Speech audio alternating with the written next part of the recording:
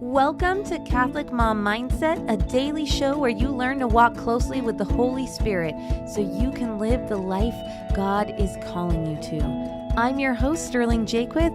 Let us begin. Welcome back. Today I want to talk about taking responsibility. Here's the thing. It is so easy to point fingers at everyone around you. It is so easy to point fingers at your life circumstances, your home, your money, the kids, inflation, who's president, what state you live in, something your husband said, your crazy in-laws, like whatever it is. It's so easy to say. It's because of those things or those people that this is happening. But I will tell you something that feels really great is taking responsibility for your part. So recently, my dog has been super annoying. I don't know if I told you guys. I got a blonde border collie. I did not know they made them in that color, and she's so beautiful, and I love her. And it was probably not the best decision I've ever had, but I love dogs so much, and we had unexpectedly had to put our dog down, and I just wanted a puppy. Well, I'll be very clear. I did not want a puppy. I love 2-year-old dogs, but we have a lot of kids, and I wanted to socialize the dog and raise her with all of our kids.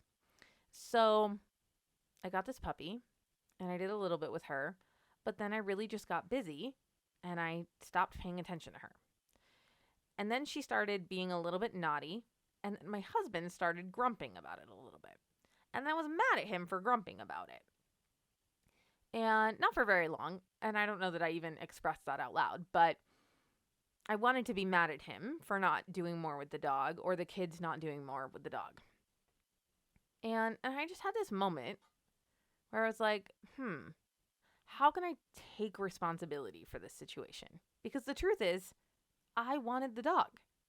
I bought the dog. I went to the internet and I found her and I bought her. And I was doing a good job of taking care of her for the first 2 months. And then I got busy and I stopped taking care of her. And if you don't take care of a puppy, they start digging and chewing and barking. It's just what puppies do. And so I realized that in that moment, I could just take responsibility for that. It didn't even mean that I had to do anything, but I didn't have to blame anyone else. And I sat down and I made a training plan and I bought something I needed. I didn't have a long lead for her, so I bought a long lead. And now I've been taking her out. I've been working on a few things. And it feels really empowering.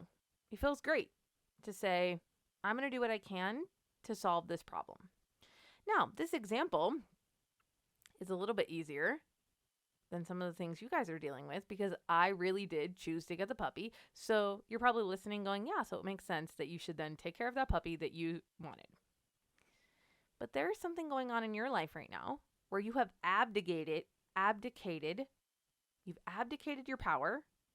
You're like, well, I can't do anything about this. This is not my responsibility. It's not my fault that this is happening. And you've kind of thrown your hands up. And you're not problem solving.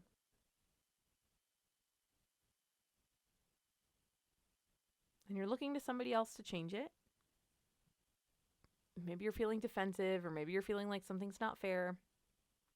Those are often signs that we're not taking responsibility for something. And maybe there is some injustice playing out. But even if there is, we still get to control how we show up. This is your life. It is your choice how you spend your time.